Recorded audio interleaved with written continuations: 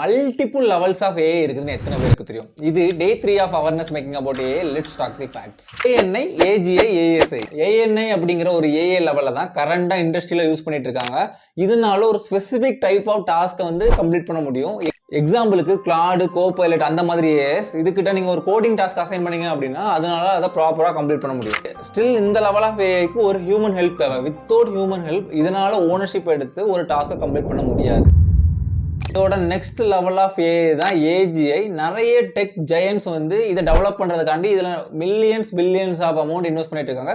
Still 95% of investment வந்து failure, நெகட்டிவாக தான் முடிஞ்சிட்டு இருக்குது. ஸோ இதுக்கு மேலே காட் லெவலில் ஒரு ஏஐ வெர்ஷன் இருக்கு, அதுக்கு பேர் தான் ஏஎஸ்ஐ. ஸோ அயன்மேன் படத்தில் ஜாவிஸ் பார்த்துருப்பீங்க, அந்த கைண்ட் ஆஃப் ஏஐ லெவல் தான் இந்த தேர்ட் லெவல். ஸோ இதனால ஹியூமன்ஸுக்கும் மேலே நம்ம நினச்சி பார்க்க முடியாத அளவுக்கு திங்க் பண்ண முடியும். ஆனால் ஸ்டில் இது ஒரு தியரி தான்.